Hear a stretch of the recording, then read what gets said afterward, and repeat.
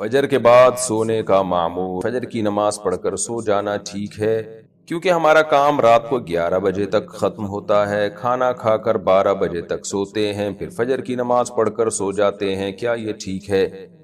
دیکھیں، فجر کے بعد سونا اسلاف سے، صحابہ تابعین سے اس کی ممانعت منقول ہے۔ ممانعت گاڑی اردو ہے انڈیا والوں کے لیے خاص طور پر۔ ممانعت کا مطلب یہ ہوتا ہے کہ اس کو ناپسند کیا گیا ہے۔ تو فجر کے بعد سونا اچھی عادت نہیں ہے، مکروہ ہے، ناپسند ہے، حرام حلال کی بات نہیں ہے، جائز تو ہے، کسی بھی وقت سو جائیں آپ، کہ ناپسندیدہ ہے اور فطرت کے بھی خلاف ہے۔ یعنی شریعت نے جو ہمیں ٹائم بتایا ہے، رات کو جلدی سو، پھر جلدی اٹھو، اور پھر نبی صلی اللہ علیہ وسلم کی صحیح حدیث ہے، آپ صلی اللہ علیہ وسلم نے فرمایا بورک لامتی فی بکورہا، میری امت کے میں برکت اللہ نے صبح کے وقت میں رکھی ہے، یعنی صبح صبح کوئی کام کیا جائے گا برکت ہوگی۔ اللہ تعالیٰ نے فجر کی نماز دی کیوں ہے ہمیں؟ تاکہ ہم جلدی اٹھیں نا، اس لیے تھوڑی دی ہے کہ ہم اٹھیں اور نماز پڑھ کے پھر سو جائیں۔ تو اٹھانے کا مقصد کیا ہوا پھر؟ تو اس ٹائم پہ نماز رکھی گئی ہے تاکہ تم اس وقت سو نہیں بلکہ اٹھو۔ اور میڈیکل سائنس بھی کہتی ہے آکسیجن کا لیول اس وقت سب سے زیادہ ہوتا ہے فضا میں، تو وہ ایک فریش ہونے کا ٹائم ہے اور وہ کاموں کے آغاز کا ٹائم ہے، تو اس لیے ناپسندیدہ ہے یہ۔ مجبوری کے حکام الگ ہوتے ہیں، کسی کو رات کو نیند ہی نہیں آئی اور وہ فجر کے بعد بھی نہیں سوئے گا اور سارا دن میں سونے کا موقع بھی نہیں ملے گا، وہ تو ظاہر ہے پاگل ہو جائے گا پھر۔ تو مجبوری کے حکام الگ ہوتے ہیں، لیکن اس کو اپریشیٹ نہیں کیا گیا ہے، حتی الامکان اس عمل سے بچنا چاہیے۔ آپ نے جو یہ کہا ہمارا کام رات 11 بجے تک ختم ہوتا ہے، 12 بجے پھر ہم کھانا کھا کے سوتے ہیں، تو آپ تو جو روٹین پر عمل کر رہے ہیں نا، اتنی لیٹ نائٹ کھانا کھا کے جب سوئیں گے، تو اس روٹین پر جو لوگ چلتے ہیں وہ پھر ایسا سوتے ہیں کہ پولیس سے بھی نہیں اٹھتے ہوئے، ایک دن ایسا سوتے ہیں، اس سے تو ہارٹ کے مسائل، شوگر آپ کو ہو جائے گی۔ تو رات کو تو ویسے بھی کم کھانا چاہیے، اور اتنا لیٹ کھانا یہ صحت کو بھی برباد کر رہے ہیں۔ تو اس لحاظ سے بھی یہ مکروہ ہے کہ قرآن کیا کہتا ہے، لا تلقوا بایدیکم الی التہلکہ، اپنے آپ کو خود ہلاکت کے گڑھے میں مت ڈالو، اپنے ہاتھوں سے خود اپنے آپ کو برباد مت کرو۔ تو کام رات کو 11 بجے آپ کا اگر ختم ہوتا بھی ہے نا، تو کھانا آپ جلدی کھا لیں۔ ظاہر ہے کنٹینیو کام تو نہیں کرتے رہتے ہوں گے نا، 7-8 بجے آپ کو 9 بجے موقع ملتا ہوگا، اس وقت کھانا کھا لیں، آپ ہلکا کھائیں تاکہ کام بھی ہو جائے، اور 11 بجے آپ سو جائیں پھر۔ تو روٹین تھوڑی سی پلاننگ کر کے سیٹ کی جا سکتی ہے، لیکن بہرحال مجبوری ہو تو ایک الگ بات۔ بار بار میں ایک بات کا تذکرہ بیانات میں کرتا رہتا ہوں کہ دو طرح کے لوگ ہیں، اللہ کو ماننے والے اور ایک اللہ کو نہ ماننے والے۔ پہلے جب ہم بیان کیا کرتے تھے، جب میڈیا اتنا زیادہ تیز نہیں تھا، اتنا وائرل چیزیں نہیں ہوا کرتی تھیں، تو لوگوں کی سوچ سامنے نہیں آتی تھی کہ لوگ کس سمت کو جا رہے ہیں۔ انسان جس طرح کے لوگوں میں اٹھتا بیٹھتا ہے تو وہ انسان یہ سمجھتا ہے کہ ساری دنیا اسی طرح کی ہے۔ ایک گاؤں میں رہنے والا آدمی وہ سمجھے گا کہ دنیا میں ہر شخص کی ضرورت گائے بھینسیں ہیں، جس کے پاس گائے زیادہ ہیں وہ کامیاب ہے، بھینسیں زیادہ ہیں وہ کامیاب ہے، جس کی گائے زیادہ دودھ دیتی ہے وہ کامیاب ہے۔ لیکن جب وہ شہر میں آئے گا تو اسے پتہ چلے گا بھائی یہاں تو کچھ اور کہانی ہے۔ تو یہ جو سوشل میڈیا ہے، اس نے دنیا کو ایک گلوبل ولیج بنا دیا ہے، بہت ساری قوموں کے کلچر، تہذیبیں آپ کے سامنے آ جاتی ہیں۔ پھر سفر انسان کو بہت کچھ سکھا دیتا ہے، مختلف قوموں میں جانا، مختلف لوگوں سے ملنا۔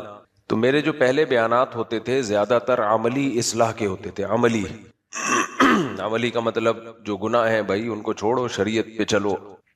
لیکن ابھی بہت بڑا مسئلہ یہ ہے کہ جو ینگسٹر ہے، ہماری جو نوجوان، جو نئی جنریشن ہے، اس کے سامنے بہت ساری چیزیں کلیئر ہی نہیں ہیں۔ ابھی اس سے ایک اسٹیپ ہمیں نیچے آنا پڑے گا۔ صحابہ کرام کے دور میں جب کوئی ایمان لاتا تھا تو ایمان کا مطلب اعمال ہوتا تھا، ایمان لایا اور اعمال شروع، کیونکہ ایمان کا مطلب یہ ہے کہ نبی صلی اللہ علیہ وسلم جو کچھ کہہ رہے ہیں برحق ہے، کوئی کنفیوژن نہیں تھی، نئے نئے قسم کے اسکالرز نہیں تھے جنہوں نے کنفیوژن ڈالی ہوئی تھی۔ ان کے لیے ایک بہت بڑی آزمائش تھی ایمان لانا، یہ بہت بڑی آزمائش تھی، کیونکہ اس وقت ایمان لانا ایسے تھا جیسے ہاتھ میں آگ کا انگارہ پکڑ لینا، پوری قوم کو چھوڑنا پڑتا، پورے خاندان بائیکاٹ کرتا، حضرت بلال کو گرم ریت پہ لٹایا جاتا، خباب بن ارت کو کوئلوں پہ لٹایا جاتا، حضرت زنیرہ کو برچھا مارا گیا، شہید کی گئیں، بہت سارے واقعات ہیں۔ تو اس وقت تو ایمان لانا ہی بہت بڑی آزمائش تھی، لیکن ایک دوسری آزمائش سے اللہ نے ان کو بچایا ہوا تھا، جس آزمائش میں آج ہم لوگ مبتلا ہیں۔ ان کی آزمائش کیا تھی کہ ایمان لائے آر یا پار، ادھر یا ادھر، یہ بہت بڑی آزمائش تھی۔ یہ آزمائش سے اللہ نے ہمیں بچا لیا۔ آج اسلام کوئی غیر مسلم لاتا بھی ہے تو اتنی مشکلات نہیں ہوتی، اور ہم تو ویسے ہی مسلمان گھروں میں پیدا ہوئے ہیں، اللہ کا ہم پر احسان ہے کہ ہمیں اس آزمائش سے اللہ نے بچا لیا۔ تبھی میں بار بار کہتا ہوں نا، اپنے والدین کا سب سے بڑا احسان کیا ہے کہ ان کی وجہ سے آپ کو اسلام ملا ہے. یہ کم بات نہیں ہے، ہلکی چیز نہیں ہے. اپنے ماں باپ کی قدر کی کوئی اور وجہ نہ بھی ہو، یہی وجہ بہت ہے کہ ہم مسلمان کس کی وجہ سے ہیں، کہ ہماری ماں اور ہمارے باپ مسلمان تھا، انہوں نے ہمیں گفٹ میں دیا اسلام. بس یہ بہت بڑا احسان ہے. اور ہمارا اگلی نسلوں پہ بھی، اپنی آنے والی اولادوں پہ بھی سب سے بڑا احسان یہ ہوگا، ہم نے ان کو ایمان گفٹ دیا ہے. تبھی نبی صلی اللہ علیہ وسلم نے فرمایا نا، اولاد زیادہ پیدا کرو، کیونکہ نسل تو بڑھے گی، چاہے مسلم ہو یا کافر ہو. مسلمانوں کی نہیں بڑھے گی تو کس کی گروتھ ریشو ہوگا پھر دنیا میں؟ غیر مسلموں کا. اب جن کی نظر میں ایمان کوئی زیادہ بڑی دولت نہیں ہے، وہ ہر انسان کو ایک ہی زاویے سے دیکھتے ہیں، تو ان کی نظر میں تو اس کی کوئی ویلیو نہیں ہے، بھائی ادھر بڑھے اس سے کوئی فرق نہیں پڑتا. لیکن انسانیت کو جو تباہی سے بچانا چاہتا ہے، تو اس کی نظر میں تو بھائی سب سے بڑی اہمیت یہ ہے کہ جو نئی نسل پیدا ہو وہ مومن ہو. دیکھو ہم ہر چیز کو غیر مسلموں کے کانسیپٹ سے دیکھتے ہیں، کیونکہ میڈیا انہی کا ہے نا، ڈرامے وہی بناتے ہیں، فلمیں وہی بناتے ہیں، میڈیا انہی کے کنٹرول میں، طاقت انہی کے پاس، ٹیکنالوجی انہی کے پاس، معیشت انہی کے پاس. تو ظاہر ہے جس کی حکومت ہوتی ہے اثر رسوخ اسی کا ہوتا ہے. ایمان جو ہے نا یہ ہلکی دولت نہیں ہے. ہم دیکھتے ہیں غیر مسلموں کے، مادہ پرستوں کے کانسیپٹ سے اس دنیا کو. اب دنیا کیا کہتی ہے؟ غریب کی اولاد زیادہ ہونی چاہیے یا مالدار کی؟ بولو مالدار کی نا. غریب کی زیادہ ہوگی، کھائیں گے کہاں سے؟ غربت، مہنگائی اور بڑھے گی. تبھی غربت کے خاتمے کا ایک بہترین طریقہ کسی ماہرین نے یہ بتایا ہے کہ غریبی کو اڑا دو. بھائی غربت کے خاتمے کے دو طریقے ہیں. ایک وہ طریقہ ہے جو ہماری حکومتیں اختیار کرتی ہیں، جس سے ہم الحمدللہ روز بروز غریب سے غریب تر ہوتے چلے جا رہے ہیں. لیکن اگر حکومت جڑ سے خاتمہ کرنا چاہتی ہے نا غربت کا، حکومت چاہتی ہے، دیکھو اپنے مزاج سے انسان مجبور ہوتا ہے. وہ کتنا سیریس بیان لے کے چلا تھا یار، کہ انسان کا مزاج تبدیل نہیں ہو سکتا. کہتے ہیں پہاڑ اپنی جگہ سے ہل سکتا ہے، انسان کی طبیعت تبدیل نہیں ہو سکتی. اچھا خاصا سیریس بیان لے کے چلا تھا، پھر کدھر یہ مجبوری ہے کچھ، یہ مینوفیکچرنگ فالٹ ہے، یہ بلٹن ہے. یہ چینج بھائی کو کوئی پروڈکٹ آتا، کوئی گاڑی آ گئی، اگر اس میں مینوفیکچرنگ فالٹ ہے وہ ٹھیک ہو سکتا ہے؟ اب نئی گاڑی مارکیٹ میں آئے گی تو ہوگا بھائی، وہ فالٹ برداشت کرنا پڑے گا. ہاں گاڑی چلنے کے بعد کوئی فالٹ پیدا ہو گیا، الائنمنٹ آؤٹ ہو گئی، کوئی ہوا کم ہو گئی ٹائر میں یا پنچر ہو گیا، وہ ٹھیک ہو سکتا ہے. جو مینوفیکچرنگ فالٹ ٹھیک، تو ہم بچپن سے اسی طرح کے ہیں، ہم برداشت کرنا پڑے گا. صحیح ہے. تو غربت کا جڑ سے، میں ایک دفعہ بیان کر رہا تھا، لوگ رو رہے تھے، ایسے چیخو پکار کا ماحول بننے والا تھا، پھر مجھے بیچ میں کوئی مزاح ہو گیا. تو کسی خاتون نے کوئی خط لکھا کہ اتنا ایک روحانی بیان چل رہا تھا، کیا بیچ میں آپ نے چوکا لگا دیا ہے. اچھا بھلا لوگوں کے جذبات بن رہے تھے. خیر، تو غربت کے خاتمے کے کتنے طریقے ہیں؟ دو طریقے. ایک طریقہ وہ ہے جو ہماری حکومت اختیار کرتی ہے، وہ تو خیر خاتمے کا طریقہ ہی نہیں ہے نا، وہ تو جڑ سے خاتمے کا طریقہ یہ ہے کہ غریبی کو اڑا دو. ایک کنٹینر میں بند کرو سارے غریبوں کو اور سمندر میں لے جا کے پھینک دو. اس سے غربت کا جڑ سے خاتمہ ہو جائے گا. خیر، تو ایک جنرلی ایک بات ہے کہ بھائی غریبوں کے ہاں بچے زیادہ ہوں گے تو غربت بڑھے گی، امیر اگر ہونے بھی ہیں تو امیروں کے ہاں ہو نا، پڑھے لکھے لوگوں کے ہاں ہو. یہ ایک کانسیپٹ ہے دنیا میں، اسلام کا یہ بالکل بھی کانسیپٹ نہیں ہے. یہی ہم 20 سال سے بات سمجھانے کی کوشش کر رہے ہیں. جو ہمارے سننے والے ہیں ان کی سمجھ میں نہیں آ رہا، تو پھر کس کی سمجھ میں آئے گا؟ جو 20 سال سے ہمیں سن رہے ہیں. بار بار ایک بات بتائی جا رہی ہے، یہ میری بات نہیں ہے بھائی، یہ اسلام کی بات ہے. دیکھو اختیاری غربت عیب ہے.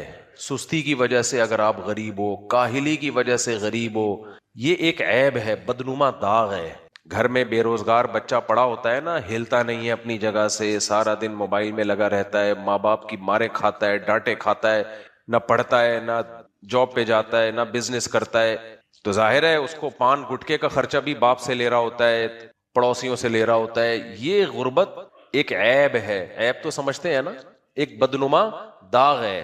یہ واجب الچترول ہے. ایسا شخص کیا ہے؟ واجب الچترول. اصل میں ممبر سے واجب القتل سے کم کا فتویٰ جاتا ہی نہیں ہے نا. ممبروں سے جو فتوے جاتے ہیں واجب القتل واجب القتل، تو میں نے کہا یہ واجب القتل بہت گاڑا لفظ ہے یار، تھوڑا کیا کر لو، ہلکا لفظ ہو نا، واجب الچترول. اور ایسے نوجوان کو ٹائم پہ چترول لگ جائے نا تو انسان کا بچہ بن جائے گا. اگر ڈیلے کر دیا نا اب نہیں بنے گا. یعنی ابھی قریب البلوغ ہو اور آپ نے دیکھا کہ اس میں سستی ہے، کاہلی ہے، نہیں کام کر رہا، تو اس وقت اگر اس کی طبیعت سے اگلے پچھلے گنا، ایک دفعہ میں نے اپنی زندگی میں دیکھے ہیں نا ایسے لوگ، اس لیے بتا رہا ہوں. تجربہ بھی کوئی چیز، علم کا ایک ذریعہ تجربہ بھی ہوتا ہے، ایکسپیرینس بھی ہوتا ہے. تو جن کے ابا نے بر وقت ان کو چترول لگا دیے تو وہ انسان کے بچے بن گئے، کامیاب ہو گئے. اور اگر اس سستی کا اس وقت علاج نہیں ہوا پھر نہیں ہوتا. گیا کام سے، کیونکہ اس کو غربت کی عادت پڑ جائے گی، پھر اس کو غریب رہنے کی عادت پڑ جائے گی، کبھی ادھر سے گٹکے کے پیسے مانگ رہا ہے کبھی. اور اچھا ایسے لوگ گٹکے پان بہت کھاتے ہیں، کیونکہ جب ٹینشن میں ہوتے ہیں پیسے ہوتے نہیں جیب میں، تو ٹینشن ختم کرنے کا طریقہ یہ تھا محنت کرتے، اپنے پاؤں پہ کھڑے ہوتے، وہ طریقہ اختیار کرتے نہیں ہے کیونکہ سستی ہے. تو شارٹ کٹ طریقہ ٹینشن دور کرنے کا کیا ہے؟ گٹکا کھا لو، پان کھا لو، سگریٹ پی لو. بھائی غمزدہ انسان، غموں کا مارا، ناکام عشق، یہ غمزدہ ہوتے ہیں نا. ناکام محبت تھی کسی، چاہا آپ نے، ملی کسی اور کو، اور دل کے ارماں آنسوؤں میں بہ گئے، ان کے بچے ہم کو ماموں کہہ گئے. ہے بھائی، آپ کی محبوبہ کے بچے آپ کو کیا کہہ رہے ہیں؟ ماموں. تو ڈپریشن ہے نا، کیا خیال ہے؟ اس ڈپریشن کا جو نیچرل علاج ہے، جو قدرتی، جو اسلام نے بتایا ہے، وہ یہ ہے کہ قالوا انا للہ و انا الیہ راجعون. ہم اللہ کے ہیں، ہم پہ اللہ کی چلے گی، ہماری تھوڑی چلے گی. ام للانسان ما تمنا، اللہ کہتے ہیں تمہیں وہ کچھ نہیں ملے گا جو تم چاہتے ہو، کچھ مل بھی جائے گا، کچھ نہیں بھی ملے گا. تمہارے جسم پہ چلے گی کس کی بھائی؟ میری چلے گی. تو یہ سوچ کے ڈپریشن فوراً ختم نہیں ہوتی، آہستہ آہستہ آہستہ عادت ہوتی ہے یہ سوچنے کی. اب سست آدمی یہ سوچے گا؟ بولو، غموں کا مارا ہوا یہ سوچے گا؟ نہیں سوچے گا. وہ جو سست ہوتا ہے نا، وہ چاہتا ہے ریزلٹ کسی بھی چیز کا فوراً ملے، مجھے فوراً چاہیے مجھے ریزلٹ.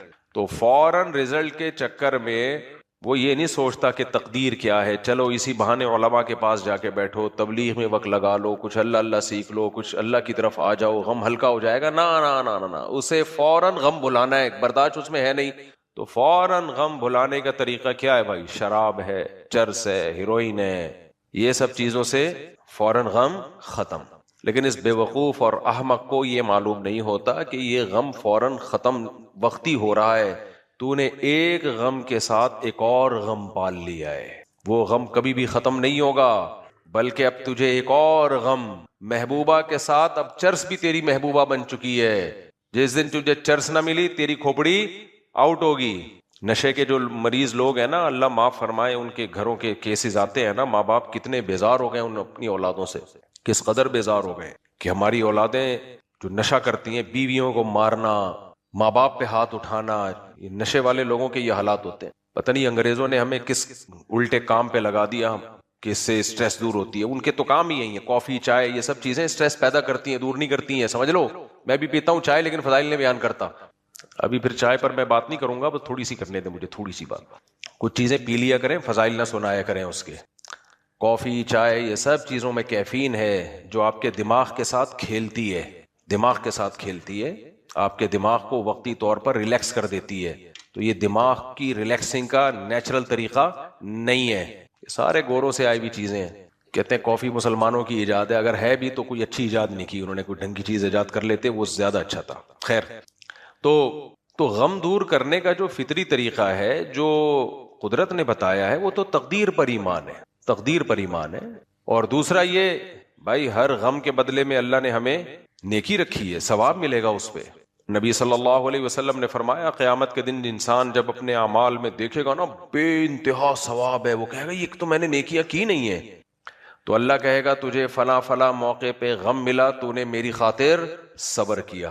او بھائی، صبر سے بڑھ کر، غموں کو برداشت کرنے سے بڑھ کر اسلام میں کوئی نیکی ہے ہی نہیں.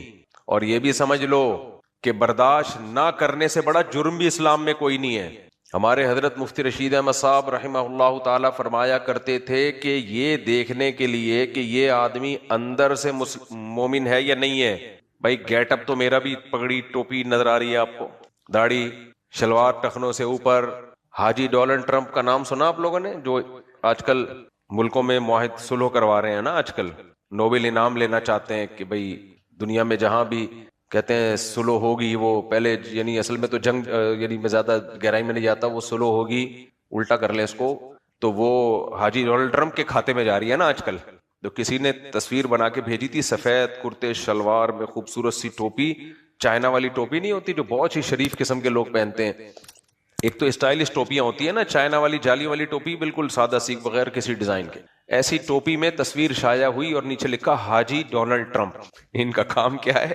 سلو کروانا. خیر، تو گیٹ اپ سے پتا چلے کہ مومن ہے یا نہیں ہے. حضرت مفتی رشید احمد صاحب رحمہ اللہ تعالی فرمایا کرتے تھے کہ جیسے بخار جب انسان کو ہوتا ہے تو بعض دفعہ دھوپ سے ماتھا گرم ہوتا ہے، تو ایک عام آدمی دھوکا کھا سکتا ہے کہ یہ بخار سے گرم ہے یا ویسے ہی دھوپ تھوڑی دیر کے لیے پڑی ہے اس پہ، تو تھرمامیٹر سے پتا چلے گا کہ یہ سچی مچی کا بخار ہے یا نہیں ہے۔ تو فرمایا کرتے تھے کہ اندر سے انسان مسلمان ہے یا نہیں ہے، اللہ پر ایمان ہے یا نہیں ہے، یہ غموں میں پتا چلتا ہے۔ سمجھتے ہوگے نہیں سمجھتے؟ یہ کب پتا چلتا ہے؟ غم میں۔ کسی شخص کے ساتھ آپ نے بہت دولت دیکھی، لگژری لائف سٹائل دیکھا، اس کا بڑا بنگلہ ہے، خوبصورت گاڑی ہے، بہترین گاڑی، کپڑے بڑے فٹ فاٹ، اس گیٹ اپ سے نہیں پتا چلے گا کہ اس کے دل میں دنیا کی ہوس ہے، نہ نہ نہ نہ، این ممکن ہے اس کے دل میں دنیا کی ہوس نہ ہو، یہ سب چیزیں اس نے سہولت کے لیے رکھی ہوں۔ دنیا کی ہوس کا ایسے پتا چلے گا، یہ چیزیں چھن جاتی ہیں تو غم کتنا ہوتا ہے۔ سمجھتے ہوگے نہیں سمجھتے؟ دیکھو آپ کو اپنی بیوی سے کتنی محبت ہے، اس سے نہیں پتا چلے گا کہ یہ آپ کی بیوی ہے، نہ نہ نہ، اتنا کافی نہیں ہے۔ اس کے مرنے پر غمزدہ کتنا ہوتے ہو آپ، اس سے پتا چلے گا بھائی محبت کتنی تھی۔ کیا خیال ہے؟ اب اگر کسی چیز کے بچھڑنے پہ آپ کو بہت زیادہ غم ہوتا ہے تو یہ اس کی علامت ہے آپ کو اس سے بہت زیادہ محبت تھی۔ ہمارے ایک دوست کی 125 چھن گئی جب کراچی میں ڈاکوؤں کا راج تھا اور ہے، اور حالات سے لگتا ہے آئندہ بھی رہے گا۔ کراچی میں جو چیز بھی تھی نا، وہ صرف میں آپ کو پاسٹ ٹینس سکھانے کے لیے تھا، تھے کے الفاظ استعمال کر رہا ہوتا ہوں، اس کا مطلب یہ نہیں ہوتا کہ تھا، ہے بھی اور رہے گا بھی۔ تو حالات سے ایسا لگ رہا ہے، اللہ کرے ایسا نہ ہو۔ تو بائک چھن گئی 125 0 میٹر شو روم سے نکالی تھی انہوں نے، تو میں جب اس سے ملنے کے لیے گیا، اس نے کہا یار ما قدر اللہ، اللہ کی قدرت یار، FIR کٹا دیتے ہیں وغیرہ وغیرہ۔ انہی دنوں میں ایک اور صاحب کی 125 چھن گئی تو وہ ایسے بلک بلک کے رو رہا ہے، بار بار اپنے دکھڑے سنا رہا ہے مجھے آ کے، میری بائک چھن گئی، میری بائک۔ ابے ایک دن ہوتا ہے، 2 دن 3 دن میں تو انسان اپنے آج کل باپ کو بھول جاتا ہے، کیا پاگلوں کی طرح وہی غم لے کے بیٹھا ہوا ہے بھائی، چھن گئی چھن گئی، W11 زندہ باد۔ تو اس وقت مجھے، ہم تو حضرت مفتی رشید احمد صاحب کے بیانات سنا کرتے تھے نا، تو آپ جو سنتے ہیں سوسائٹی میں جب وہ نظر آتا ہے نا، تو پھر وہ سنا ہوا سمجھنے میں آسانی ہو جاتی ہے، وہ سنا ہوا سمجھا جانے لگتا ہے۔ پھر وہ ڈاکٹر آپ کو گائیڈ کر رہا ہو، یہ بیماری ہوتی ہے، یہ کھانے سے یہ ہوتی ہے، آپ نے سوسائٹی میں جا کے جب دیکھا کہ یہ اتنے پیزے کھاتا ہے اور اب یہ خود پیزا بن چکا ہے، تو ڈاکٹر کی بات جب آپ مشاہدہ کرو گے تو زیادہ اچھی طرح سمجھ میں آئے گی کہ نہیں آئے گی؟ اور ایک کو دیکھ رہے ہوگے یہ جاگنگ کرتا ہے، جم جاتا ہے، کتنے فٹ فاٹ ہے، تو جو ڈاکٹر سے آپ نے سنا تھا جب سوسائٹی میں آپ دیکھو گے تو آپ کو یقین آ جائے گا کہ نہیں آ جائے گا؟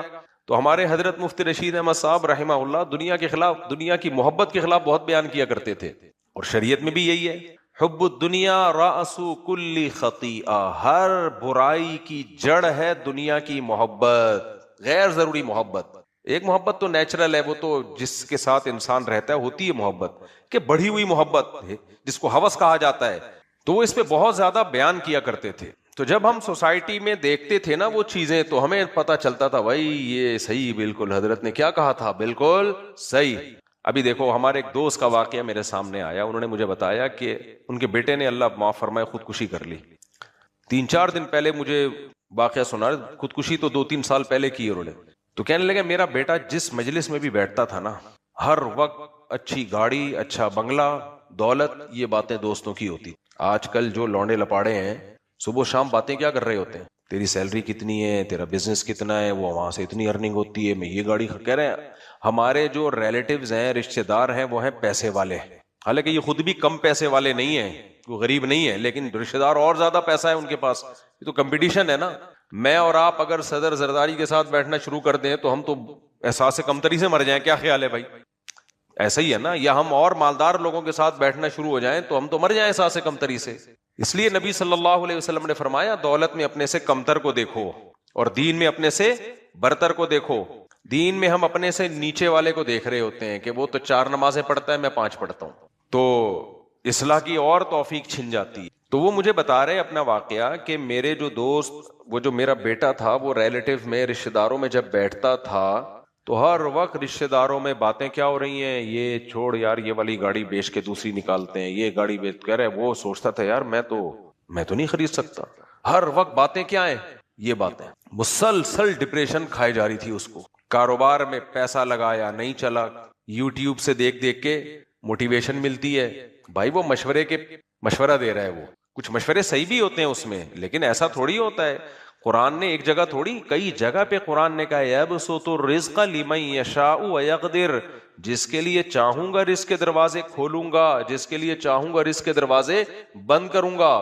تو یہ نہیں ہو سکتا کہ اسٹرگل اور محنت پہ لازمی نتیجہ نکلے، نہ یہ گورے کی کہانیاں ہیں، حقیقت سے اس کا تعلق نہیں ہے۔ ہارڈ ورکنگ اسٹرگل، پھل ملے گا، اللہ چاہے گا تو ملے گا، نہیں چاہے گا تو نہیں ملے گا۔ اسلام نے ہمیں ہارڈ ورکنگ کا حکم دیا ہے، یہ نہیں کہا کہ اس پہ نتیجہ بھی نکلے گا، نہ۔ قرآن کہتا ہے کہ جو بھی من کان یرید حرث الدنیا، جو بھی دنیا چاہے گا، نؤتہ منہا ما نشاء، جس کو ہم چاہیں گے اور جتنی چاہیں گے دیں گے۔ جس کو چاہیں گے ملے گی، جس کو نہیں چاہیں گے تو اس کے چاہنے سے نہیں ملے گی۔ میرے چاہنے سے نہیں ملے گی کہ میرے پاس اتنا پیسہ آ جائے، یہ تو سب چاہتے ہیں بھائی۔ یہ جو کدال لے کے مزدور بیچارے کنویں کھود رہے ہیں، کیا یہ خوشی سے کر رہے ہیں یہ کام؟ چاہت تو ان کی بھی ہے، دولت آ جائے۔ تو اللہ کہتے ہیں جس کو میں چاہوں گا اور جتنی چاہوں گا۔ کسی کے لیے رزق کے دروازے ایسے چھپڑ پھاڑ کے کھول دوں گا کہ سمیٹنا مشکل، اور کوئی روٹی کو ترسے گا۔ تو اب ان کا ساتھ بھی یہی ہوا، وہ بیٹا بیچارہ وہ کاروبار میں پیسہ ڈبو بیٹھا، اب قرض والے آ رہے ہیں۔ ایک تو یہ بڑی مصیبت ہے، قرضے لے کے بزنس کرتے کیوں ہو بھائی؟ یہ بھی ایک ہوس ہے دنیا کی، پیسہ آ جائے۔ تمہارے پاس جو ہے ٹماٹر کی ریڈی لگاؤ نا، تمہیں تکلیف کیوں ہو رہی ہے؟ موت کیوں آ رہی ہے ٹماٹر کی ریڈی لگاتے ہوئے؟ مصیبت کیا ہے؟ آپ کہہ رہے سے بے عزتی ہوگی، تھوڑے ڈیسنٹ قسم کی ریڈی لگا لو، کیا خیال ہے؟ تھوڑی سی اچھی لگے دیکھنے میں۔ ایک ٹماٹر پہ اسٹیمپ لگاؤ اپنی کمپنی کی۔ انگریز بھی ٹماٹر بیچتے ہیں کہ نہیں بیچتے؟ مجھے ایک بات بتاؤ۔ لوگ کہتے ہیں نا ہم وہ عزت ان کی ہے نا ہماری نظروں میں۔ ابے کیا انگریز ٹماٹر نہیں کھاتے؟ تو بکتا ہوگا تو کھاتے ہوں گے نا، یہ سارے اگاتے ہیں جا کے درختوں سے، پودوں سے توڑ کے لاتے ہیں۔ لیکن میں نے وہاں دیکھا بڑے ڈیسنٹ طریقے سے بیچ رہے ہوتے ہیں، اس سے وہ ٹماٹر بیچنے والا کہلاتا نہیں ہے۔ سمجھ رہے ہو؟ مسئلہ ٹماٹر بیچنے کا نہیں ہے، مسئلہ یہ ہے کہ ہم میں سے کوئی بھی اپنی پروفائل یہ نہیں بنانا چاہتا کہ ہمارا انٹروڈکشن یہ ہو کہ یہ ہے جمشید صاحب، ان سے ملاقات کیجئے، بیٹا آپ کا بزنس کیا ہے؟ میں ٹماٹر بیچتا ہوں۔ تو یہ لفظ برا لگتا ہے نا، کیا خیال ہے بھائی؟ یہ لفظ کیا لگتا ہے؟ ابھی دیکھو میں نے گائے خریدی ہے نا، اب ہمارے گھر سے زیادہ دودھ دے رہی ہے، ہمارے سب گھروں میں جا کے بھی بچ رہا ہے، اب میں کیا کروں اس کا؟ ظاہر ہے چارہ بھی مہنگا ہے، تو میں نے کہا چلو یار جو بچتا ہے وہ بیچ دیتے ہیں، وہی ریٹ پہ جو ریٹ پڑ رہا ہے، ہمیں کوئی پروفٹ نہیں۔ اب ہوا یہ، اب جو دودھ نکل کے آیا، بچے میرے بیٹھے ہوتے ہیں وہ ڈونگے لے کے، وہ نہیں ہوتا پیمانہ لے کے بیٹھے یوں کر کے ڈال رہا، میں نے کہا ویڈیو بنا کے ڈال دوں گا، زندگی بھر تمہارا کبھی رشتہ نہیں آئے گا۔ خدا نخواستہ دودھ والوں کا مذاق اڑانا مقصد نہیں ہے، حلال کاروبار کر رہے ہیں، حلال بزنس کر رہے ہیں، تو بس بچوں کو ایک ظاہر ہے تھوڑی سی فیلنگ ہوگی کہ ہم کیا کر رہے ہیں، ڈونگے سے شاپروں میں دودھ ڈال رہے ہیں، ایک فیلنگ تو ہوتی ہے نا، اس پہ تو گورنمنٹ کی طرف سے کوئی پابندی نہیں ہے۔ تو میں پھر گیا اس فیلنگ سے نکالنے کے لیے ان کو، میں نے کہا دیکھو جو دودھ بچے گا بکے گا ضرور، ضائع نہیں کرنا ہم نے، اور گائے کو پالنا ایک گھر سے زیادہ مشکل کام ہے، سمجھتے ہو کہ نہیں سمجھتے؟ مشہور ہے نا جسے کوئی غم نہ ہو بکری پال لے، تو گائے جو کراچی میں گائے پالنا، کیونکہ اگر آپ نے اس کا خیال نہیں کیا، اس کو صحیح نہیں کھلایا تو وہ آپ کو کھا جائے گی۔ گائے کے نخرے اتنے ہوتے ہیں، اور اس کے پھر یہ پھر بھڑانا، پھر ونڈا، پھر پتہ نہیں کیا کیا، وہ مکس ہٹی، اور مجھے تو نام بھی نہیں آتے چاروں کے۔ لیکن اب گھر کا دودھ ہے نا، ابھی ہم نے ماشاءاللہ 14 لیٹر دودھ سے رفیع بھائی ایسا مکھن نکالا ہے، خدا کی قسم مزہ نہ آئے پیسے واپس۔ پہلے تو میں نے واشنگ مشین سے مکھن نکالا تھا نا، وہ واشنگ مشین ہم نے خریدی ہی اس کام کے لیے تھی، وہ کپڑے دھونے کے لیے نہیں ہے۔ تو اب مجھے پتا چلا ترکی سے کوئی مشین آئی ہوئی ہے جو وہ زیادہ اچھا مکھن نکالتی ہے، وہ میں نے خریدی مشین اسٹیل کی، تو اس میں 14 لیٹر دودھ کا ہم نے بنایا دہی، کچے دودھ کا، پکا ہوا دودھ نہیں، جتنا نیچرل فارم میں رہے گا اتنا اچھا ہے۔ کچے دودھ کا ہم نے بنایا دہی، اور اس 14 لیٹر دودھ کی جو دہی بنی اس کو ڈال دیا ہم نے اس ترکی سے امپورٹڈ مشین میں، یہیں سے خریدی صدر سے یا کسی جاننے والے سے، اور اس میں یک ٹھنڈا پانی ڈال کے جو گھمایا ہے، 20-25 منٹ کے بعد جب میں نے ڈھکن ہٹا کے دیکھا ہے نا، مشین کو روک دیا، 10 منٹ کے بعد اتنا بہترین مکھن اوپر آیا ہوا تھا کہ اس مکھن کو پھر ہم نے نکال کے آپ کی دعاؤں سے محفوظ کر لیا۔ تو آج کل ہم ناشتے میں وہ مکھن نوش فرما رہے ہیں، سننے میں اتنا مزہ آ رہا ہے، دیکھو کھانے میں کتنا مزہ آئے گا۔ بازاری چیزوں پہ اعتبار ختم۔ میں نہیں کہہ رہا سب 2 نمبر چیزیں بیچ رہے ہیں، ایسا نہیں، 1 نمبر لوگ بھی ہیں، کیا پتا چلے گا یار یہ 1 نمبر ہے 2 نمبر۔ تو اپنی گائے کے اپنے سامنے دودھ نکال کے پیو، یہ ہے خالص، اس کے کا مکھن نکالو، یہ ہے گایوں میں انجیکشن ٹھوکے جا رہے ہیں۔ گائے کہہ رہی ہے بس 10 لیٹر بہت ہے ایک دن، 14 لیٹر دودھ بہت ہے ایک دن میں، آپ کہہ رہے ہیں نہیں تو 28 لیٹر دے گی ایک ٹھوکا اس کے۔ وہ کہہ رہی ہے ابھی دودھ میں نے تھنوں میں نہیں اتارنا، کچھ بچے کے لیے چھوڑ رہی ہوں میں، نہ ٹھوکا وہ سارا دودھ نچوڑ لیتے ہیں اس کو, جب اس کی ہڈیوں کا جوس نکل آتا ہے نا, پھر وہ کسی کو پہنا دیتے ہیں لے جا کے. سمجھ رہے ہو, پتہ نہیں کیا کیا ٹیکے ٹھوکے جا رہے ہیں یار. کتنے کینسر دیکھو کتنا پھیل چکا ہے. میں نہیں کہہ رہا اس ٹیکے سے ہے, میں کوئی ڈاکٹر نہیں ہوں, کچھ تو مسئلہ ہے نا. ابھی ہمارے جاننے والے لوگ ہیں یار, فلاں کو بھی کینسر, وائف کو بھی کینسر, 55 سال کی عمر میں لوگ لڑک رہے ہیں. تو خالص چیز میرے بھائی یہی ملے گی آپ کو, اس کے علاوہ نہیں ملے گی. اب میں یہ دودھ چاہوں مہنگا کر کے بھی بیچ سکتا ہوں. میں نے کہا نہیں بھائی, جو ریٹ ہے بس اسی پہ نکالو, ہم تو ضائع ہونے سے بچانے کے لیے نا, تو اس پہ تو میرا حق بنتا ہے نا, چارے کا پیسہ تو نکلے نا کم از کم. کیا خیال ہے؟ اب بچے بیٹھے ہوئے ہوتے ہیں ڈونگے بھر. تو میں مارکیٹ گیا, میں نے کہا بھائی کوئی ڈیسنٹ قسم کی کوئی مشین دے دو, جو مشین یہ کام کر لے. سمجھ رہے ہو کہ نہیں سمجھ رہے؟ پیکنگ کا کام کون کر لے؟ مشین. تو اس پہ ابھی میں ورک کر رہا ہوں بہت. میں جب کام کرتا ہوں تو مشورے بھی بہت لیتا ہوں, جہاں جہاں جانا پڑے جاتا ہوں, اس کے بغیر میں نتیجے تک نہیں پہنچتا. لاہور گیا, جب لاہور بیانات کے لیے گیا تو پتا چلا وہاں بھی ایک صاحب کا کام ہے, ادھر گیا. کراچی میں بہت ساری جگہوں پہ, ادھر جو جتنے ہائی وے پہ ہے نا یہ باڑے واڑے سب, ابھی پرسوں بھی وزٹ کر کے آئے ہوں ایک باڑے کا. اب مشینیں یا تو مل رہی ہوتی ہیں 10 لاکھ کی, اتنی مہنگی ہے. میں نے کہا بھائی 10 لاکھ کی مشینیں, پاگلوں میں گیا صرف دودھ کو پیک کرنے کے لیے. تو ہم چاہ رہے ہیں کہ تھوڑا ایسا ڈیسنٹ کام ہو جائے کہ مشین یہ کام کرے. سمجھ رہے ہیں کہ نہیں سمجھ رہے؟ تو ہر کام باہر ملکوں میں جب آپ جائیں نا ٹریولنگ کریں, تو وہاں انہوں نے ہر چیز کو ایک اچھا دودھ نکالنے کی تو مشین ہم نے لے لی ہے. پہلے بچے بیٹھے ہوتے ٹھک ٹھک ٹھک, گائے کبھی لات مار رہی کبھی. میں نے کہا بھائی یہ ہمارے بس کا کام نہیں ہے. آپ کہہ سکتے ایک ملازم رکھ لو. ایک ملازم کو میں نے رکھا تھا, 35,000 روپے مانگ رہا تھا, 25,000 گائے پالنے کے, اور پھر کہہ رہا تھا کھانا بھی کھاؤں گا. اب 3 ٹائم کا اس کو کھانا بھی کھلاؤ گھر سے. کھانا کھلانا کوئی مسئلہ نہیں ہے, لیکن گھر والوں کی ایک ذمہ داری بڑھے گی نا, اس کو ٹائم پہ دینا پڑے گا. بچوں کو تو آپ 1-8 گھنٹے ناشتہ دیر ہو گیا, کچھ بھی ان کو کھانا پکنے میں تاخیر, ملازم کو تھوڑی ایسا کریں گے. تو میں پھر ٹینشن سے بچنے کے لیے میں نے بولا بھائی 10,000 تجھے کھانے کے دے دوں گا, خود ہی کھا لیا کر. تو 35,000. اب بتاؤ گائے کو کھلائیں یا اس کو پالنے والے کو کھلائیں؟ جتنا گائے کھا رہی ہے گائے پالنے والا بھی اتنا ہی کھا رہا ہے. تو پھر میں نے کھوپڑی استعمال کی. میں نے کہا یار ایسا کام کرو کہ مشینوں سے کام لے لو. یہ ملازم جب رکھا جاتا ہے جب 5-10 گائے ہو آپ کے پاس, ایک گائے پہ میں ملازم, پھر وہ رہے گا کہاں؟ پھر ملازم نہاتے نہیں ہیں, صفائی ستھرائی کا خیال کرے, پتہ چلا ہمارے سامنے کر رہا ہے, ہم جب نہیں ہیں تو نہیں کر رہا, بال گر رہے ہیں اس میں, اس کا اپنا پسینہ گر رہا ہے. تو آج کل ملازم کا بھی تو صاف ستھرا ملازم کھانے پینے کی چیز ہے نا, صاف ستھرا ملازم. ایک آیا تھا, میں نے کہا بھائی تو پہلے صابن سے 2 دفعہ یہاں تک ہاتھ دھوئے گا, سر پہ وہ لگائے گا, اور پھر گائے کے تھنوں کو گرم پانی سے دھوئے گا, اور جب ٹپکنا بند کر دیں تو اس کو صاف کرے گا پھر بالٹی میں. اس نے کہا ہاں مجھے پتا تھا نہیں کرے گا. اتنا نیک ہوتا تو بہت مشکل ہے کہ یہ کام کر رہا ہوتا. یہ بیان سے ہٹ کے بات ہو رہی ہے, لیکن آپ کے فائدے کی بات ہے, سن لیں اس کو. کچھ ہمارے تجربے ہیں جو ہم شیئر کرتے ہیں, آپ کو بھی فائدہ ہوگا اس سے. آپ کو فری پھوکٹ میں ہماری 1-2 مہینے کی محنت 5 منٹ میں اس کا. تو میں نے سوچا کہ یار یہ مشین پہ آؤ, مشین پہ. تو ملکنگ مشین ہے نا, وہ ہم نے پھر خریدی بہت جگہوں پہ سروے کرنے کے بعد. اس کا میں اب ایک ولاگ بناؤں گا گائے کا, پوری ڈیٹیل آپ کے سامنے آ جائے گی انشاءاللہ. اس ملکنگ مشین کا فائدہ یہ ہوا کہ ایسے لگا دو بس, ٹڑک کر کے صاف ستھرے طریقے سے دودھ نکل آتا ہے. تو ایک دفعہ کا خرچہ ہے مشین میں, لیکن جان چھوٹ گئی. اب ایک اور چھوٹی سی چیز رہ گئی ہے, وہ ٹانگیں باندھنا بڑا مسئلہ ہے. ٹانگیں تو ہم باندھ دیتے ہیں, لیکن وہ رسی کتنی گندی ہو جاتی ہے.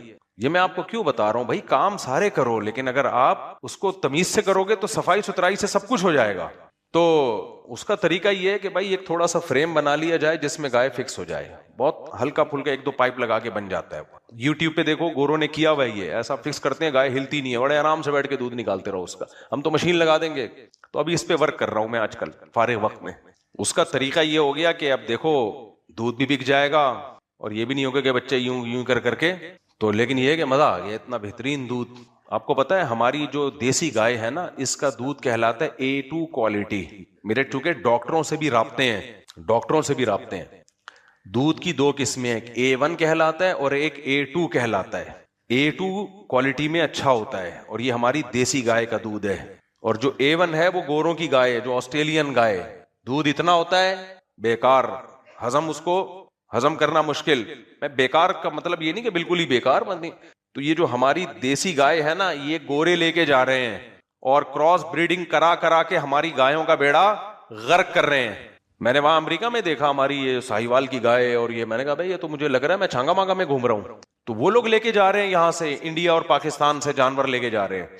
تو اس لیے یہ جو ہماری گائے ہے چرنے والی, یا یہ جو گھومنے پھرنے والی گائے ہیں, یا یہ جو دیسی گائے ہیں, اس کا دودھ اپنے خرچے پہ پی لیا کریں. تو خیر میں یہ عرض کر رہا تھا کہ لوگ ٹینشن میں جاتے ہیں. اب ان کا بیٹا بھی ٹینشن میں گیا ہوا تھا نا, اتنی پرابلم ہو رہی تھی اس کو کہ یار میں جو ہوں وہ سب گاڑیوں کی باتیں کر رہے ہیں, میرے پاس تو کچھ بھی نہیں ہے. تو اس دماغ بنا لو ٹماٹر بیچیں گے. دماغ کس چیز کا بنا لو, بولو نا, ٹماٹر بیچیں گے. اب یہ اچھا نہیں لگتا پڑھے لکھے آدمی کو کہ میرے اوپر دھبا لگے, میرا انٹروڈکشن یہ ہو کہ یہ کیا بیچتا ہے, ٹماٹر بیچتا. یہ بے عزتی محسوس ہوتی ہے. بیچارہ جو ٹماٹر والا ہے اس کو تو بے عزتی محسوس نہیں ہوگی, لیکن جس کی توقعات یہ تھیں کہ میں لینڈ کروزر لے کے گھوموں گا اور میں یہ کروں گا, میں وہ کروں گا, اس کو ظاہر ہے ریڈی پہ بیٹھا ہوا اس کو فیلنگ ہوگی نا کہ میں کیا کر رہا ہوں. تو بھائی ڈیسنٹ طریقے سے بیچو. صحیح ہے. انگریز ٹماٹر بیچتے ہیں کہ نہیں بیچتے؟ لیکن کوئی کہتا ہے گورے ٹماٹر بیچتے ہیں نا, وہ کہتے ہیں گورے میزائل بیچتے ہیں, بم بیچتے ہیں. تو میں آپ کو طریقے بتا دیتا ہوں کہ آپ ٹماٹر بھی بیچ لو گے, اور یہ بھی نہیں کہ آپ کو کوئی رشتہ لینے میں مشکلات ہوں گی, آپ کی اچھی جگہ نکاح بھی ہو جائے گا. یعنی اچھی جگہ سے مراد جو آپ کا اسٹینڈرڈ ہے, آپ ان کو یہ تھوڑی بتاؤ کہ میں ٹماٹر بیچتا ہوں, آپ بولو کہ میرا آن لائن ویجیٹیبل کا بزنس ہے. سمجھ رہے؟ جو ویجیٹیرین ہیں ان کو ویجیٹیبل پرووائڈ کرتا ہوں. اس میں ریڈ ویجیٹیبل بھی ہے. ٹماٹر آ گیا کہ نہیں آ گیا؟ اور خاص طور پر وہ ریڈ ویجیٹیبل جو عام طور پر کھانوں میں زیادہ یوز ہوتی ہے, فوڈ میں زیادہ بولو یوز ہوتی ہے. 3 پیس سوٹ ٹائی میں آپ نے اپنا ایک آفس بنا لیا گھر کے اندر ہی, ایک کمرہ ادھر اتنا تو کر لو نا, رنگ ونگ کر لو اس کے اوپر, ایک پرانا سا لیپ ٹاپ کسی سے لے لو, آن لائن سب کچھ ہو جاتا ہے بھائی آج کل. اور بائکیا والے سے رابطہ کرو, خود ہی بائکیا والے بن جاؤ. 2 کپڑے رکھو, ایک آفس میں بیٹھنے کے لیے. ایک آدمی نے مجھے بتایا آج بڑے پیسوں میں کھیل رہا ہے, وہ ہو سکتا ہے وہ بیان سنے. اس نے مجھے بتایا کہ میرے میرڈ تھا بیچارے پہ حالات خراب ہو گئے, اب مالدار گھر میں شادی کر لی تو بیگم کو بھی نہیں بتا سکتا کہ میں غریب ہو گیا ہوں. آج کل بیگمیں مارکیٹ سے ایک دم شارٹ ہوتی ہیں, خلا لے لیتی ہیں. خلا شریف معتبر ہوتا نہیں ہے یہ والا خلا. تو کہتا ہے میں نے وہ کام کیے نا مزدوری کے, کہتا ہے میں نے 2 کپڑے رکھے ہوئے تھے, ایک گھر کے لیے اور ایک وہ میں اپنا سوٹ یعنی شاپر میں نا شلوار قمیض پرانے سے ڈال کے جاتا تھا, ہولیا چینج کر کے مزدوری کرتا تھا صدر میں.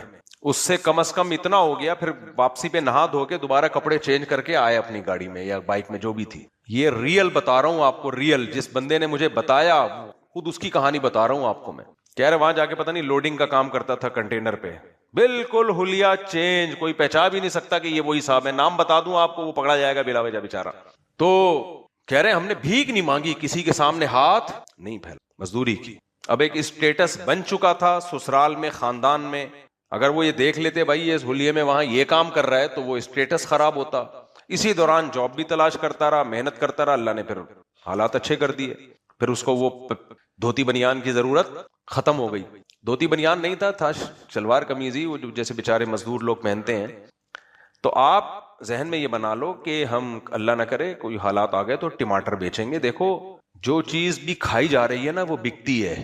تو ٹماٹر بیچنے میں آپ یہ نہ کہیں گے سسرال رشتہ لینے کے لیے کہ میں ٹماٹر بیچتا ہوں. آپ نے کیا کہنا ہے, میرا ویجیٹیبل کا بزنس ہے, یہ میرا آفس ہے. کرائے پہ کسی سے 2 دن کے لیے ادھار آفس مانگ لو. خیر یہ میرا آفس ہے اور اس میں آپ کبھی تشریف لائیے. ہمارا ویجیٹیبل کا بہت بڑا بزنس ہے. ہم ویجیٹیرین کو پروموٹ کرنا چاہتے ہیں. اصل میں یہ جو گوشت ووش کے, پھر وہ ڈاکٹروں کے 2-4 کلپ بھی لگا لو جو کہہ رہے ہیں گوشت نہیں کھانا چاہیے.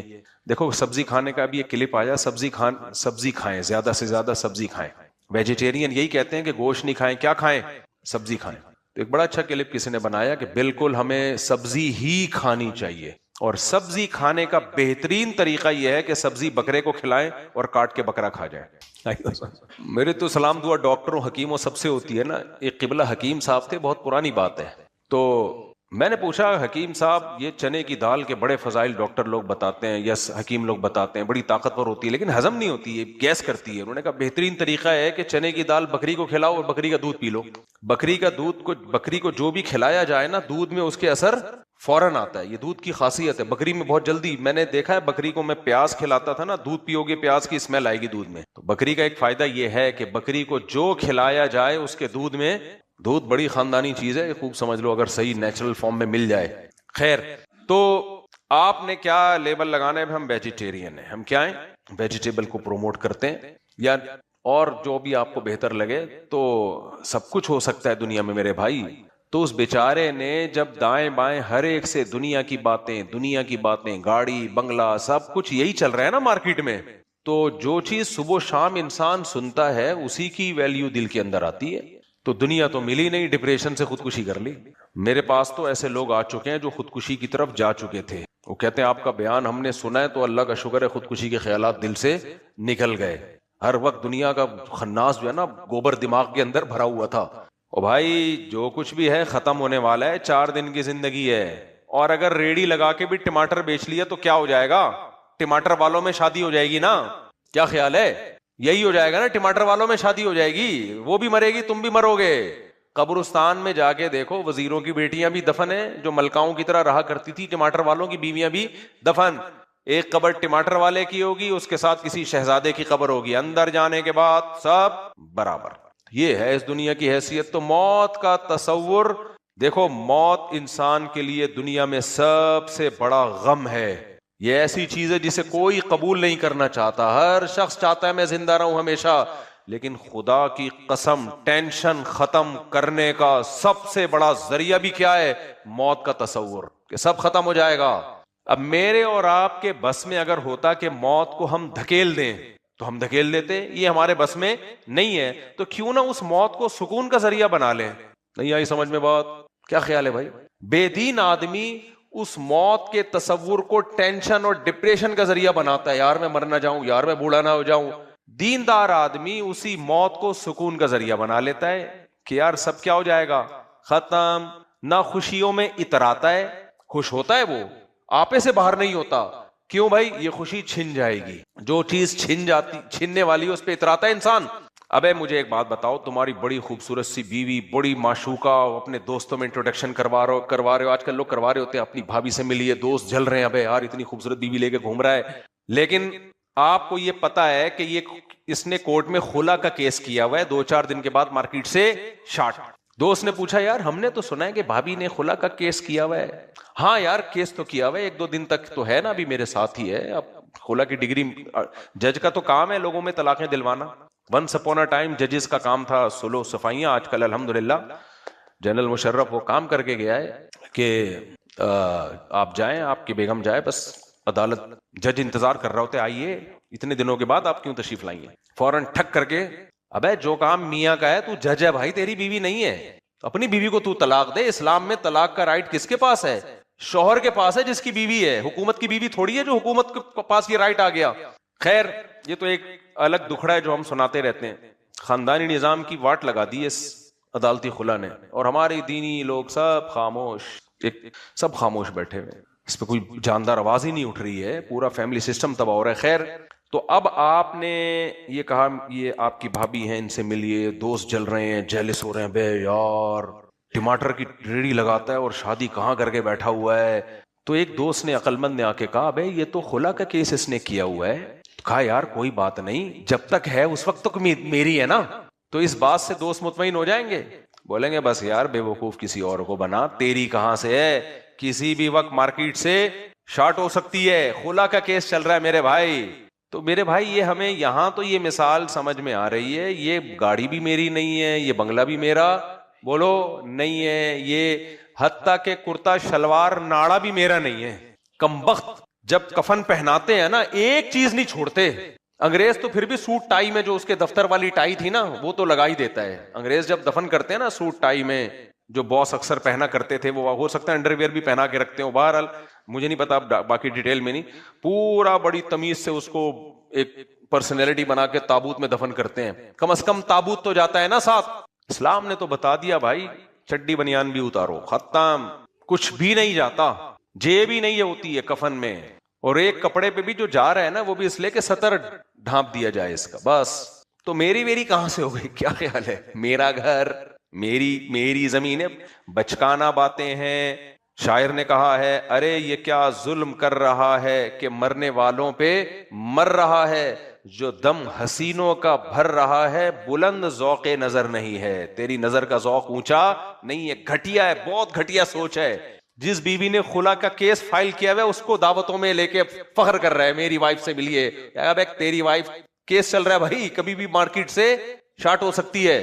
تو بھائی ہر چیز شارٹ ہو سکتی ہے مارکیٹ سے. تو اس پہ اتنا زیادہ ایگریسو ہو جانا، میری بائک چھن گئی، میرے یہ ہو گیا، میرا یوں ہو گیا، بچکانا باتیں ہیں بھائی، بچکانا سوچ ہے.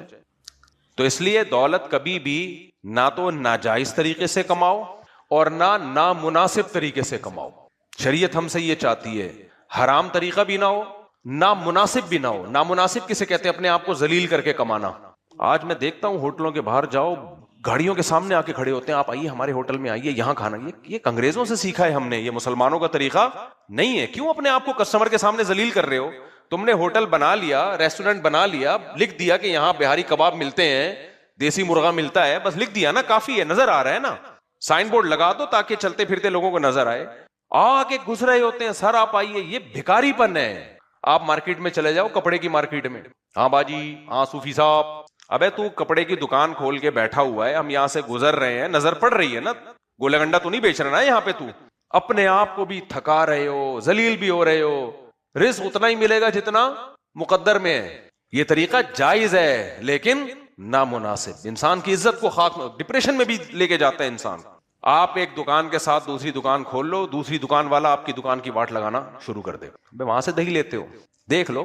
اچھا ہوشیار اتنے ہوتے ہیں، برائی نہیں کر رہے ہوتے، کیونکہ ان کو پتا ہے ہم برائی کریں گے تو بدنام ہوں گے. میرے تو تجربہ ہے نا ان سب چیزوں کا. اچھا آپ وہاں سے دہی لیتے ہیں؟ جی وہاں سے لیتا ہوں میں. آج ہم نے سوچا آپ کی ٹرائی کرتے ہیں. ٹھیک ہے، بس میں زیادہ نہیں کچھ کہنا چاہتا، ظاہر ہے پڑوسی ہے. کہہ تو دیا آپ نے، اور کیا ہے، بول تو دیا نا آپ نے. میرے پاس بائک تھی، پرانی بائک. کسی کو بددعا دینی ہو نا تو بدنامی سے بچنے کے لیے 2 بددعائیں یاد کر لو. بدنامی بھی نہیں ہوگی اور بددعا ایسی لگے گی، روئے گی، روتا رہے گا وہ. ایک اس کو دعا کرو، اے اللہ اس کو پرانی گاڑی دلا دے، بس، اے اللہ اس کو پرانی گاڑی دلا دے. نمبر 2، اے اللہ اس کے گھر میں مزدور آئیں. اس کے گھر میں کون آئے؟ کنسٹرکشن کے کام کے لیے مزدور گھر میں گھس جائے نا، امام مہدی آ کے نکالیں گے اس کو. بھائی وہ نہیں نکلے گا، نہیں نکلتا. انگریزوں کے ہاں، گوروں کے ایسا ہوتا ہے، مزدور کو، ٹھیکیدار کو آپ نے ٹائم دیا، ایڈوانس پیمنٹ دے دی، اس ٹائم کے اندر بنا کے نکل جائے گا. یہاں نہیں ہوتا. یہاں آپ نے کوئی کمرہ بنانا ہے، کچھ بھی بنوانا ہے نا، مزدور کو، ٹھیکیدار کو آپ نے بلایا، آپ نے کہا یہ پیسہ آدھا پکڑ لے، وہ آدھا لے گا پیسہ. آدھا پکڑ لے، کتنے دن میں بنا دے گا؟ جی 1 مہینے میں بنا دوں گا. یار 2 مہینے لے لے، ٹھیک ہے لیکن بنا دینا. چل ٹھیک ہے 2 مہینے نہیں، میں 1 میں بنا دوں گا. ابے تو 2 مہینے لے لے لیکن بنا دینا. اس دوران وہ 10 بندوں سے اور ٹھیکہ پکڑ لے گا. تو کہے گا یہ تو آ ہی گیا ہے نا میرے ہاتھ میں، سریے کے پیسے تو مل ہی گئے ہیں، اب یہ تو بھاگ نہیں سکتا. 10 اور بندوں سے پیسے پکڑے گا وہ، اور 10 کے 10 کے کام شروع کر دے گا. اتنا سا کام آپ کا ہوگا اور آپ عذاب جان. مزدور گھر میں گھس جائے، نکلتے ہیں. تو ایک بڑھیا نے کسی کو بددعا دی، اللہ کرے تیرے گھر میں مزدور آئے. تو اس نے کہا یہ کیسی بددعا ہے؟ جب آئے نا تو پتہ چلا. تو ٹھیکیداروں کے لیے یہ طریقہ بھی پیسہ کمانے کا گھٹیا ہے. سمجھ رہے ہو؟ کما تو لیتے ہیں، گھٹیا طریقے سے کماتے ہیں. تو ناجائز بھی ہے کہ جس سے آپ نے جو وعدہ کیا آپ اس کو پورا نہیں کر رہے، لیکن ٹھیکیدار پکڑ رہے ہوتے ہیں. ادھر سے پکڑ لیا، ادھر سے پکڑ لیا، ادھر سے ٹھیکہ پکڑ لیا، رلا دیا بندے کو. بھائی جس سے آپ نے کمٹمنٹ کیا آپ اس کو جلد سے جلد پورا کرو. یہ میں بیان کر رہا ہوتا ہوں نا، میں خود یہ بھگت رہا ہوتا ہوں. اب سوچو ہمارے ساتھ جب یہ ہوگا تو آپ تو اتنے زیادہ مشہور نہیں ہو، تو مشہور لوگوں کے ساتھ، حالانکہ ان کو ڈر بھی ہوتا ہے، مشہور لوگوں کے ساتھ ایسا ہوگا تو بیچارہ مشہور نہیں ہے، اس کے ساتھ کیا ہوگا پھر؟ تیرا کیا ہوگا کالیا؟ سمجھ رہے ہو؟ تو یہ بھی پیسہ کمانے کا گھٹیا طریقہ ہے. کون سا طریقہ ہے؟ گھٹیا، نیچ پنا ہے. ابھی ایک کا کام ہوا نہیں ہے، ادھر سے پکڑ لیا، ادھر سے پکڑ. بھائی آپ پکڑو، ٹھیکہ پکڑو، اس کو پھر ٹائم دے دو. بھائی یہ 2 مہینے میں کمپلیٹ کرنا ہے، اس کے بعد میں آپ کی طرف آؤں گا، ایڈوانس میں کچھ دے دو تاکہ کمٹمنٹ خراب نہ ہو. نہ، اسٹیٹ ایجنٹ یہ کر رہے ہوتے ہیں. آپ کو 1 کروڑ کا پلاٹ انہوں نے بیچا، بیانہ بھی لے لیا. شام کو ستار بھائی کی کال آ گئی، یار وہ 1 کروڑ کا پلاٹ دے دیا؟ ہاں یار دے دیا. بیانہ لے لیا؟ ہاں لے لیا. اب 1 کروڑ 10 کا مجھے دے دے یار، یہ 1 کروڑ 5 کا مجھے دے دے. اب آپ کی نیت کیا ہو گئی؟ اسٹیٹ ایجنٹ کی نیت بدلنا شروع ہو جاتی ہے. اب آپ یہ نہیں کہتے یار وہ تو میں بیچ چکا ہوں، بیان دے چکا ہوں، بیانیہ لے چکا ہوں، بیانہ لے چکا ہوں، میں اس سے ایڈوانس لے چکا ہوں، اب یہ معاہدے کی خلاف ورزی ہے، حرام ہے، ناجائز ہے. میں ابھی عمرہ کر کے بھی آیا ہوں، وہاں میں نے اللہ سے دعائیں مانگی ہیں، اے اللہ حرام سے بچنے کی توفیق عطا فرما، ساری دعائیں مانگی ہیں میں نے، تو میں کیسے یہ کر لوں گا؟ کوئی میرے ساتھ یہ کرے مجھے کتنا غصہ آئے گا. نہ نہ نہ، وہ کہے گا یار ستار بھائی آپ 1 کروڑ 5 کا لے رہے ہو نا، 5 کیا 5,000 بھی اضافی دے رہے ہو نا، کوئی مسئلہ؟ یہ تو 5 لاکھ ہے، میں 5,000 میں بکنے والا آدمی ہوں، زبان چینج کر لوں گا میں. پھر کیسے بکتے ہیں؟ جمشید کو فون کریں گے جس کو 1 کروڑ کا بیچا ہے، یار جمشید بھائی دیکھو آپ سے اپنا پرانا تعلق ہے، میں نے آپ کو ایک چیز بیچ تو دی ہے لیکن میرا ضمیر گوارا نہیں کر رہا یار. اپنوں کے ساتھ انسان بات کلیئر ہی کرے تو اچھا رہتا ہے. یہ سب چیزیں میں اپنے اوپر بھگتا ہوا ہوں، آپ کیا سمجھ رہے ہو؟ اپنے اوپر. ایک صاحب نے مجھے بائک پہنا دی، پرانا واقعہ ہوگا، اس کو کمبخت کو پتہ نہیں چلے گا کہ میری باتیں مفتی صاحب کر رہے ہیں. پھر ان کو ضرورت ہوئی بائک لینے کی تو مجھے آ کے کہہ رہے ہیں اس کے یار کاغذات مفتی صاحب پورے نہیں ہیں. کم از کم 20-25 سال پرانی بات ہوگی، کاغذات پورے نہیں ہیں. تو میں نہیں چاہتا کہ آپ ایسی گاڑی لے کے بائک لے کے گھومیں. میں نے کہا پہلے کیوں نہیں بتایا؟ مجھے پتا تھا اس بندے کی اور بھی کمپلین ہے، آپ کہہ سکتے ہو سکتا میں بدگمار ہوں لیکن اس کی پتا چلا یہی کام ہے اس کا. اب تھوڑا ڈرتے ہیں لوگ مجھ سے، مشہور ہو گیا نا. جب تک مشہور نہیں تھا، رفیع بھائی آپ کو تو بندے کا نام بھی جانتے ہیں، گاڑیوں کے جنازے پہنانے کی کوشش کی ہے لوگوں نے مجھے، سمجھ رہے ہو؟ پرانی گاڑی ہے یہ مسجد کی، میں تو امام ہوں نا مسجد کا امام ہے، پہنا دو اس بیچارے کو، کیا پتا. اتنے فضائل سنا، یہ گاڑی ایسی ہے، یہ گاڑی ایسی ہے، یہ بس اتنے کی آپ کے لیے، آپ چونکہ امام ہو آپ کے لیے. جب میں نے گاڑی چلائی تو گاڑی کے علاوہ سب چیزیں چل رہی تھی، ہارن کے علاوہ سب کچھ بج رہا تھا. اچھا جب میں روڈ پہ لے کے گیا بریک ہی نہیں لگ رہی. کہہ رہے ہیں یار اس کے بریک کا سسٹم یہ ہے کہ 2-3 دفعہ آپ لگائیں گے، کوئی ہائیڈرولک بریک ہے پتہ نہیں کون سی ہے، تو 30 جب جا کے لگے گی. میں نے کہا ہاں کوئی بندہ سامنے آ گیا تو میں 3 دفعہ اس کو موقع دوں گا. تو خیر بڑی کہانی ہے ہمارے پاس، واقعات ہیں. یہ کہانیاں کا مطلب جھوٹے قصے نہیں ہیں، سچی کہانی ہے، سچے واقعات ہیں. تو میں یہ واقعات سنانا مقصد نہیں ہے، بتانا مقصد ہے کہ پیسہ کمانے کا یہ کیا ہے گھٹیا طریقہ، اور اس سے انسان بدنام بھی ہو جاتا ہے. وہ سمجھتا ہے میں بہت کما لوں گا، بھائی لوگوں کو اعتماد ختم ہو جاتا ہے، اعتماد ختم ہو جاتا ہے. تو اعتماد خدا کی قسم بہت بڑی نعمت ہے. کسی کو آپ پہ اعتماد ہونا کہ میں اس کو 10 کروڑ روپے بھی دوں گا، اگلے دن مانگوں گا دے دے گا. ہمارے حضرت فرمایا کرتے تھے اعتماد پیدا کروانے میں کئی سال لگ جاتے ہیں لیکن سیکنڈوں میں اعتماد ختم ہوتا ہے، ختم سیکنڈوں میں ہوتا ہے وہ. تو بات لمبی ہو گئی، وہ جلدی سے بات کو سمیٹ کے ختم کرتا ہوں. تو دنیا کی محبت کی علامت کیا ہے؟ ناجائز کما رہا ہے، یہ بھی اس کی علامت ہے، ہوس ہے. نامناسب طریقے سے کما رہا ہے، نامناسب اپنی عزت لٹا کے ذلیل ہو کے، یہ بھی نامناسب طریقہ ہے. آپ کوئی گاڑی خریدنے جائیں، گاڑی خریدنے کے بعد وہ کہے گا مٹھائی کے اتنے پیسے دے دو. ابے یہ مٹھائی کہاں سے آ گئی بھائی؟ کہیں گے یہ تو جی دستور ہے یہاں کا، مٹھائی کے اتنے پیسے ہوتے ہیں. بھائی میں پورا ڈبہ لے کر آ رہا ہوں مٹھائی کا، نہیں جی مٹھائی کے پیسے چاہیے. تو مزیداری نہیں ہے، مزیداری نہیں. خیر تو جب یہ دماغ بنے گا دولت کے بارے میں ہر وقت ہوس ہوس ہوس ہوس، تو ڈپریشن کا مریض بنے گا کہ نہیں بنے گا انسان؟ خودکشیاں ہوں گی کہ نہیں ہوں گی؟ ان ملکوں میں تو بہت زیادہ ہیں، سب سے زیادہ کبھی سوئٹزرلینڈ میں ریشو زیادہ ہوتا ہے، کبھی جاپان میں زیادہ ہوتا ہے. کیوں؟ جاپان ترقی یافتہ ملک ہے، تو وہاں اگر کوئی شخص پڑھائی میں پیچھے رہ گیا، جاب میں پیچھے ہو گیا، وہ سمجھتا ہے میں تو ناکام ہو گیا، وہ سمجھتا ہے میں تو کیا ہو گیا؟ ناکام ہو گیا. تو خودکشی کرتا ہے، ظاہر ہے وہ کہتا ہے کہ ہر آدمی اس کو تانے دے گا بے تو ناکام آدمی ہے. جاپان کی جو کمپنیاں ہیں وہ دنیا میں بہت آگے جا رہی ہیں، گاڑیاں ہر چیز، تو وہاں کے لوگ ایسے ہیں نا. تو کمپٹیشن اتنا زیادہ ہے کہ جو اس دوڑ میں پیچھے رہ گیا وہ سیدھا اس کے پاس اب خودکشی کے علاوہ کوئی راستہ نہیں ہوتا. ہمارے ایک ریلیٹیو جاپان سے آئے تھے، بہت پرانی بات ہے، مجھے کہنے لگے کہ بتاؤ جاپان میں کسی بچی کا میڈیکل کالج میں ایڈمیشن سے 1 نمبر سے رہ جائے، پاکستان میں کوئی بچی یا بچہ 1 نمبر سے رہ جائے میڈیکل کالج میں ایڈمیشن سے، تو پاکستان میں اس بچے کی ماں کیا کرے گی، باپ کیا کرے گا؟ صبر کرے گا، شب جمعہ چلا جائے گا. کیا خیال ہے؟ بیان سن لے گا جا کے مولانا عباد اللہ صاحب کا یا اور بزرگوں کا، صبر کے فضائل سن لے گا نا جا کے. لیکن جاپان میں کیا کوئی شب جمعہ ہے؟ نہیں ہے. جاپان میں کیا ہے بھائی، ان کے کوئی مولوی تھوڑی ہوتے ہیں، مذہب تھوڑی ہے. تو وہ تو سمجھتا میں ناکام ہو گیا. تو انہوں نے بتایا کہ جاپان میں ایسا نہیں ہے، اگر 1 نمبر سے بچی رہ گئی نا تو خودکشی ہے. میں نہیں کہہ رہا سارے کر لیتے ہیں، لیکن بہت زیادہ ریشو ہے. تو اب اس کا حل یہ نہیں ہے کہ آپ دنیا کی ہوس کو اور بڑھا دو. بھائی دنیا تو کمانی ہے، وہ تو کافر نے بھی کمانی ہے، مسلمان نے بھی کمانی ہے. ہوس تو نکالو، مل گئی ٹھیک ہے، نہیں ملے تو بھی ٹھیک ہے. ہمارے حضرت کے ایک مرید تھے، وہ کیا کرتے تھے جب دکان پہ بہت رش ہوتا نا، 1 مہینہ دیکھتے، بہت 3 دن کے لیے دکان بند کر کے بیٹھ جاتے. وہ کہتے یار دکان ہی دماغ میں سوار ہو گئی ہے، اس کو نکالو. جیسے آپ جب میڈیا پہ دیکھتے ہیں نا ویڈیوز، اور ایک چیز سیاسی چیزیں سنتے ایک ہی چیز سنتے رہیں گے. یوٹیوب بھی آپ سے کھیلتا ہے، آپ جس طرح کی چیزیں سنتے ہیں وہی بھیجنا شروع کر دیتا ہے، سمجھ رہے ہو؟ مثال کے طور پر آپ کو کسی سیاستدان سے محبت ہے، اس کے فیور والے صحافیوں کو سننا شروع کیا آپ نے، تو یوٹیوب وہی بھیجنا شروع کرے گا، آپ کی عشق اور زیادہ بڑھنا شروع، بڑھتے بڑھتے ایسی پیک پہ پہنچو گے کہ مخالفت برداشت نہیں کرو گے، کسی نے ایک لفظ بولا آپ کا دل چاہے گا جبڑا پھاڑ دو. یہ ہو رہا ہے مارکیٹ میں. اور اگر آپ کو کسی سے سیاسی لیڈر یا کوئی بھی لیڈر ہے جس سے دشمنی ہے، آپ اس کے صحافیوں کے کلپ سنو گے، سنتے سنتے سنتے سنتے آپ کی دشمنی بڑھتی، کیونکہ سارے وہی یوٹیوب وہی چیزیں بھیجے گا جو اس کے اگینسٹ جا رہی ہوں گی. ہوتے ہوتے آپ دشمنی میں اتنے پاگل ہو جاؤ گے، کسی نے اس کے فیور میں 2 لفظ بول دیا، آپ کا دل چاہے گا اس کا جبڑا پھاڑوں اور 32 باہر نکال کے رکھ دوں اس کی. سمجھتے ہو کہ نہیں سمجھتے؟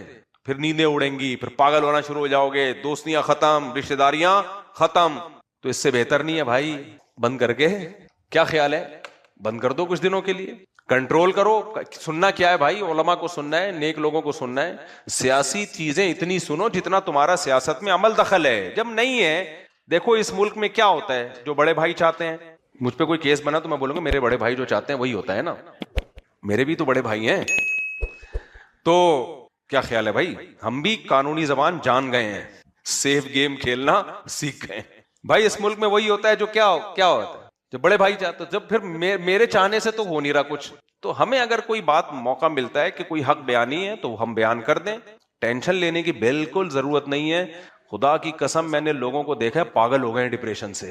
بند کر دو اس میڈیا کو تھوڑے دنوں کے لیے، سائڈ پہ لگا دو، سکون ملتا ہے. ایک زمانے میں تو میری یہ حالت ہو گئی تھی، کیونکہ آپ کسی کو سمجھا نہیں سکتے کوئی بات. ہر آدمی اپنا ایک کانسیپٹ لے کے آتا ہے اور وہ کہتا ہے مفتی صاحب مجھ سے میرے نظریے کی باتیں کریں، وہ ہم سے ہوتی نہیں ہے. بحث ہوتی ہے، رشتے ٹوٹتے ہیں، دوستیاں ختم ہوتی ہیں، اسٹریس بڑھتی ہے انسان کی. تو میں تو پھر یہ کرتا ہوں موبائل بند کر کے سفر پہ چلے جاؤ بھائی، بھول جاؤ. 1-1.5 ہفتے بعد آؤ، بالکل نارمل ہوتا ہے، انسان سیٹ ہو جاتا ہے.